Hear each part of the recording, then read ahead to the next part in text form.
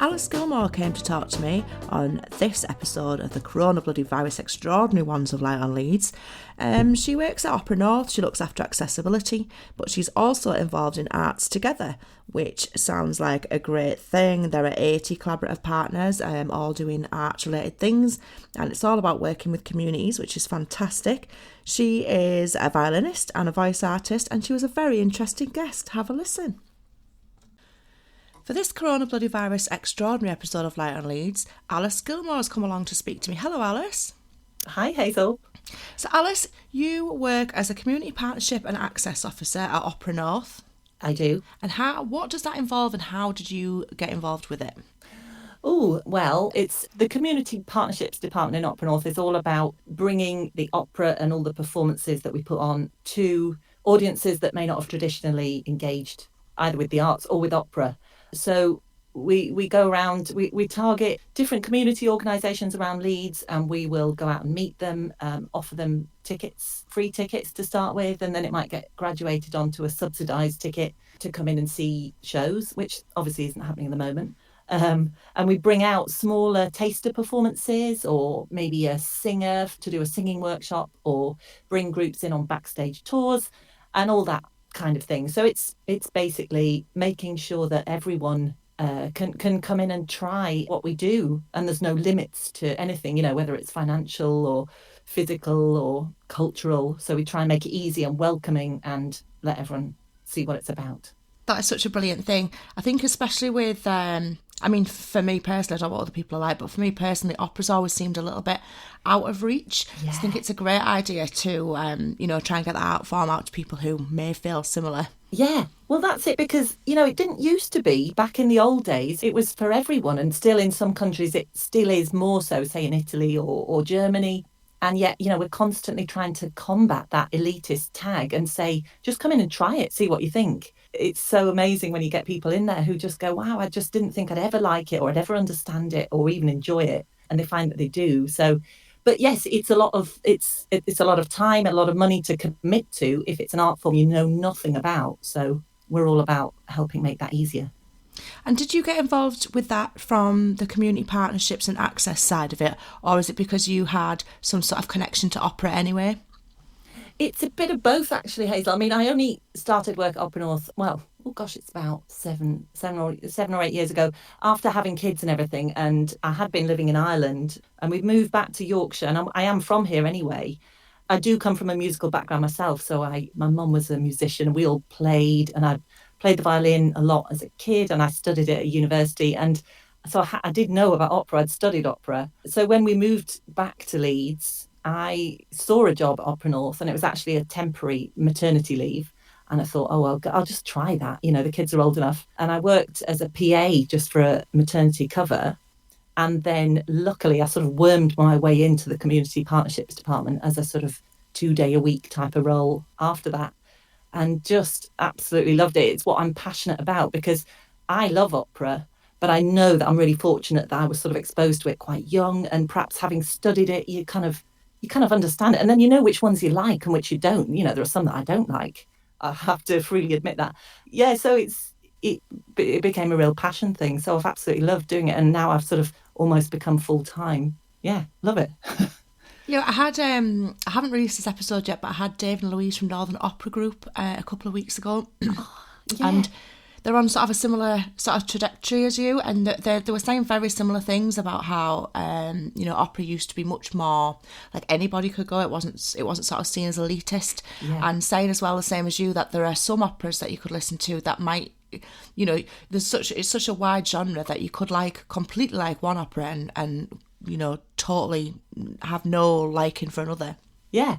Well, we get people coming along and they go, no, that just wasn't for me. And we go, well, look, if you went to see a film for the first time or a play and you didn't like it, you wouldn't just rule out any other films or plays again, would you? If someone said, this one's actually really good, try this one now. But yeah, it's crucial that you try and get the right one for the right person, maybe to start with. Do you think it would be easy for you to sort of suggest one, or would it just depend on what kind of thing you like? It depends on what you like and what kind of person you are. But the reason that the really famous ones are famous is because they are really good for some reason or other. You know, it's a lot of the Puccini operas like La Boheme or Tosca. Is that Puccini? Oh, God, I'm showing my ignorance here. Just the really famous ones have incredible music and sometimes a really gripping storyline. Yeah. And then if you get a really good director who directs it in a style that you like, so it might be quite a modernist take on something, or it might be a lovely traditional, beautiful looking sort of look. So, you know, the costumes and the look of it are so much part of it. So that's why each element could align in making it your absolute kind of, you know, everything comes together for you. Or you might go, oh, I really enjoyed the music and the singing and that, but the set, I didn't quite like the set design type of thing. So there's so many elements that you're still going to get something out of it. But yeah, go for one of the really popular ones, Madame Butterfly as well. That's just, I mean, it's heartbreaking. Yeah, La Traviata. That's Verdi, sorry, yeah. I think my favourite is Tosca. So I would always recommend Tosca to a newcomer. Brilliant. I'll have to check that out. Yeah, do. And how have you managed with your work, Alice? And how have Opera North managed over this such a difficult period for the arts? Yeah. Oh, it's not easy. It's really not easy. Obviously, loads of the staff are on furlough. You know, our main thing is massive, huge productions in Leeds Grand Theatre. So we've got loads of technical staff, costume, dressers, makeup, everything. They're all on furlough. It's really, really hard. Then the admin team are sort of frantically, well, a lot of them are still working at home, feeling a bit isolated, busy trying to put on, you know, we've got a lot of stuff coming up, some interesting digital projects, a projection thing around Leeds of La Boheme. We've got mini versions of operas, Whistle Stop Opera, which is a brilliant little format, it's been going out around Leeds to outdoor spaces like Hyde Park Book Club or Slung Low.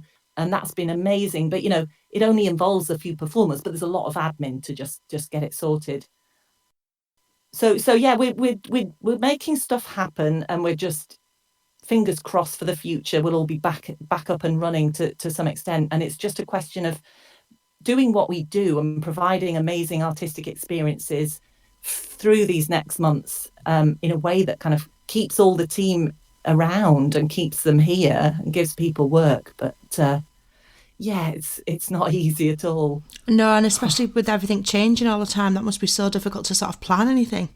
Yeah, yeah, exactly. And you know whether how many people we can get indoors safely. And traditionally, a lot of the theatres that we perform in for the main stage opera, so Leeds Grand Theatre, and then the ones that we tour to, like in Newcastle, Nottingham, they're all old-fashioned Victorian theatres with narrow corridors and seats quite close together. So they're not going to be open. You know, they're all shut till definitely till next year. So yeah, yeah. Oh, I shouldn't get too down in the dumps. I No, don't want no, this to don't. become a Well, depressing podcast. there's always positivity. We'll get there in the end. I'm Yeah, sure we yeah, all yeah, will. yeah. So can you tell me a little bit as well, Alice, about Arts Together Leeds? Yes, I will. It's an amazing project. So basically, the person I was working with in the community partnerships department, Madeline Thorne, she instigated the fact that we'd done such a great kind of program of work about setting up our community partnerships work that we'd got some funding from Paul Hamlin Foundation to do that. And they always like it when, if you've done something that's working and successful, they often encourage you to see what you can do as a legacy or to expand that out. And so she had this brilliant idea of let's open up the same style of scheme, but for all arts organisations in Leeds, connecting to all sorts of different community groups around Leeds.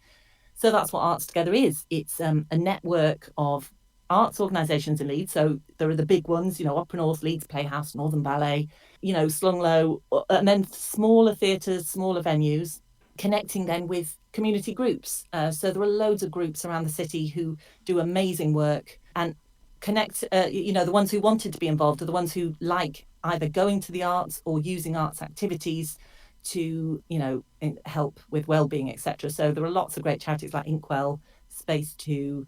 Just, you know, we've got 80 partners in total in this scheme. Wow.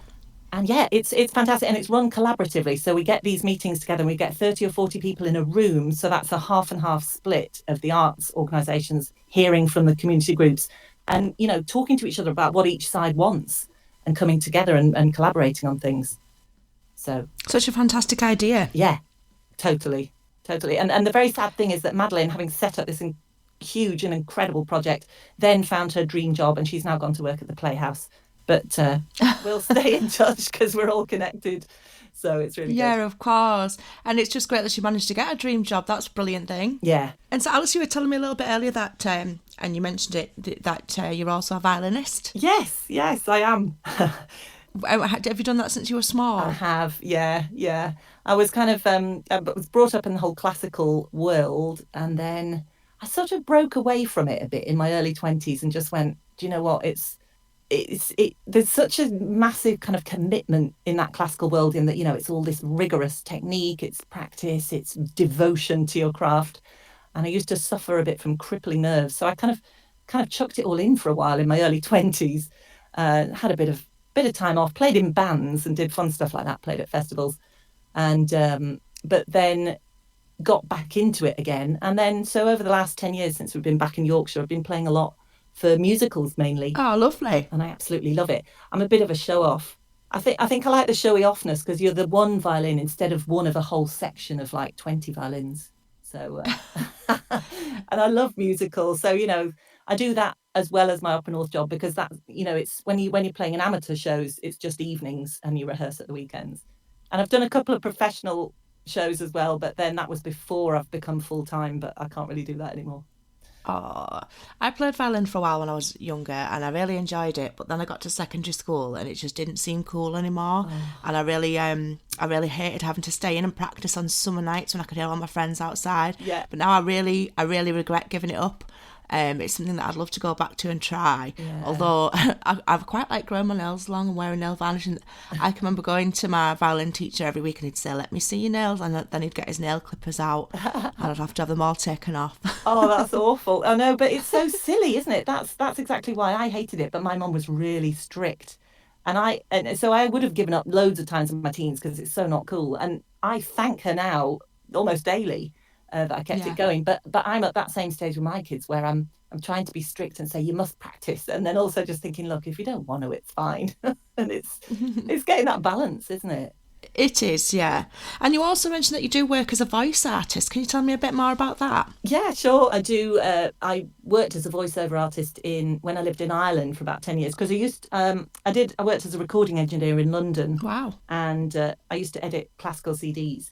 And then when I moved to Ireland and had children, so I had three kids and a stepdaughter, I was sort of stuck at home really. And a friend said, "Oh, look, someone needs some voiceover for a small film." And I said, "Oh, I could do that." I think they wanted an English accent, that was it. And obviously, I was a big fish in a small, what's the word? Big fish in a small pond. I don't know. So I did that, and then just lots of work kept rolling in, and then I set up my own studio, so I have a vocal booth at home, and yeah, do lots of fairly boring stuff, but kind of e-learning narration. If you buy a software package Yeah. and there's a help thing, and you say, "Oh, click on the help," you might hear my voice going, "Move your pointer to the file menu." That kind of thing. That's what I do. You've got the perfect voice for it, Alice. I'm sure I must have heard you before. Yeah, well, but the funny thing is that people don't know it's me because I do have a specific voice I use for it. So you might have heard me, but you wouldn't know it was me. That's just fascinating. So, Alice, you've mentioned that you're from Leeds, but you've lived away and come back again. Yeah. So you're obviously qualified to answer the three questions I ask all the guests. The first one being, what would you say is something that is great about the city of Leeds? Well, I suppose it's because I'm so immersed in it, but I have to say the arts environment, I just think is incredible. For a city, it's a kind of perfect size city for me because I lived in London for 10 years and I lived in rural Ireland. So I've had quite a contrasting look at places. And it's big enough that it's a proper city feel to it, but small enough that you can walk to everything. And then the actual range of artistic things, which for me is, that's what I love, is stunning. It's absolutely incredible. So yeah, it's the range of the arts. I definitely agree with that, especially when you're part of a website that's got 80 partners collaborating together. Yeah, yeah, yeah. And if you had to pick something, Alice, what would you say is something that is not so great about the city? Oh, gosh, I hadn't really considered that one. What's not so great? Well, transport in wasn't good for me. So I'm enjoying not commuting at the moment. I don't think that's it's not Leeds' fault, but I was coming in on the Skipton line on the train, and it was horrendous over the last couple of years. Yeah, I think a lot of people are really enjoying the lack of commuting. Yeah, totally. Every day I just sit at breakfast and think, oh, it's so nice. I just need to walk back upstairs. I'm exactly the same. I used to have to get 2 buses to work and 2 buses back 4 times a week. Oh, And yeah, I'm really, really glad not to be doing that just at the moment. yeah, yeah. And Alice, if somebody had lived in Leeds for a long time, would you be able to tell them about something that you would consider to be a hidden gem that they might never have heard of? Well, yes, Hazel, I think a good one, but I should have mentioned it before because one of the other things that Oppenholz has is the wonderful Howard Assembly Room. I don't know if you know it as a venue. I've heard of it. I think I've walked past it. I don't think I've been in it. You haven't been? Well, Hazel, this is the absolute hidden gem. And unfortunately, it's closed at the moment because it's being refurbished. But when it reopens, and it's not being changed much internally, it's just getting a whole new entrance and hopefully a bar and a nice kind of walk-in off the street on Newbrigate. But it's there as part of the sort of, it's next to Leeds Grand, but you used to have to go into Leeds Grand Theatre and then up some stairs and then into a funny room. And it didn't feel like it had its proper, kind of stamp to it. It was like, anyway, it's going to have its own entrance. And the artists that get programmed in there by the projects department in Opera North are just out of this world. It's such an eclectic mix. So you'll get, a bit of beautiful chamber music, then you'll get an amazing kind of Malian band. You'll get throat singers from I don't know, Himalayas or something. Wow. You'll get weirdo electronic music, which is so intense and such a high decibel level that they hand out earplugs to the audience. It's honestly, it's so extreme. And then they'll have like a live score of a few musicians, making music to a film. And there'll be a singer, not even properly singing, just making weird guttural noises, but it all works. That sounds amazing. It is. And so many people I know who go to loads of stuff in Leeds have never been. And I think it's because it was sort of hidden inside Leeds Grand. So now when it gets its entrance, I think it opens next summer, fingers crossed. I'd recommend that everybody go and see what's on in there. Oh, I definitely will. Alice, we always feature a song by a Leeds-based musician or artist, and you chose a song by Fuzzy Jones called Blue Jean. Can you tell me why you chose that song? Yeah, I only came across her. I mean, I've met her. I've done a few musical projects where I've sort of said hi to her and we vaguely know each other, but I'd not properly listened to her track. And I came across it the other day because one of my favourite things of lockdown, sorry, this is a digression, is playing ukulele with the Woolpack Studios on a Monday night. Oh, wow. Oh, it's kept me going. It's so fun.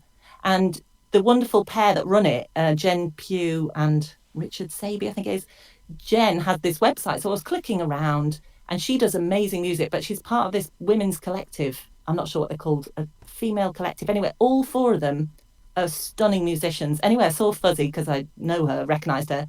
And I clicked on this track and I was just absolutely blown away. So I've only come across it fairly recently. And she's got a voice to me that sounds like Karen Carpenter. And then these songwriting skills that seem to have like Bowie in them. And it's just phenomenal. And I don't know why she isn't like a world famous musician. Yeah, I think it's beautiful. I think people are going to really, really enjoy it. What will you be doing with the rest of your afternoon today? I'm just going to collapse in a heap because I've been really busy doing this. In fact, this gorgeous thing at the moment, we're doing arts for care homes. So we're taking out performers to perform outside care homes. But I'm sort of juggling these schedules of like different performers, 2 care homes a day, dependent on the weather. And it's one of those scheduling nightmares. So it's been a hectic week. So I think I'll go downstairs and make a cup of tea and just sort of lie down on the sofa. Well, that sounds perfect. I hope that you get the rest that you deserve. Thank you so very much for coming along and telling us all about your work at Opera North and about Arts Together. Oh, thanks for having me, Hazel. It's been a pleasure. I'll put links in the podcast notes so that people can click through and go and see some opera and get involved. Yeah, brilliant. Thanks very much. Enjoy your afternoon. Thanks, Hazel. You too. What's happening in this great city? We'll tell you. Wait a minute. I love listening to Alice Gilmour talk to me about Opera North and the work that they're doing. And now that this is my second guest talking about opera, I've really got to get into it. I've had some amazing, I joined all of the mailing lists and I've heard about all the fantastic things that they're doing, and I'm definitely going to get involved. Alice was a fantastic guest to talk to, and she chose the most beautiful song by Fuzzy Jones called Blue Jean. See what you think. Bye. A prize with me in the morning before they have won. A prize with me, my darling. Revolution has come. Blue Jean, turn the radio on. Tell me what you hear. Blue Jean, turn the radio up. Tell me what you feel. Crack their lies with your pretty mind. Don't let the monsters in. Make them run. Those money ones, those hateful high-rise kids, and the prize with me in the morning before they have won, and the prize with me, my darling, the revolution.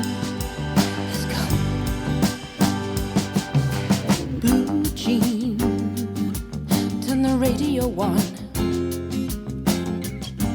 Tell me what they say. Blue Jean, turn the radio up.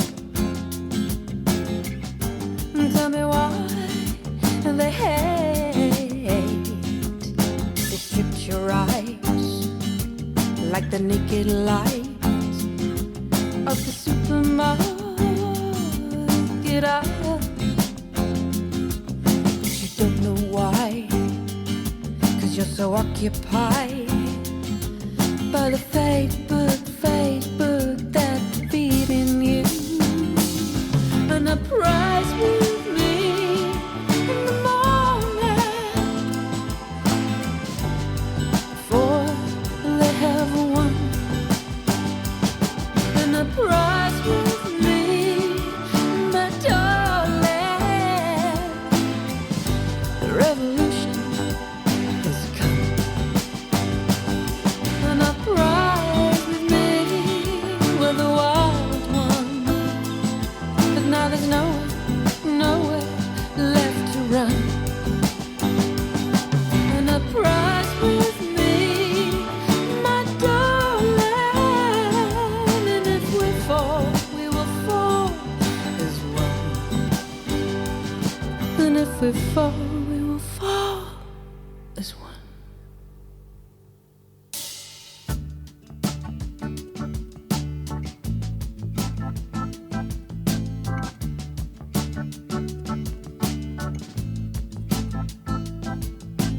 Blue jean, don't cry. There's still sunlight in your eyes. Behind the tears is where it hides.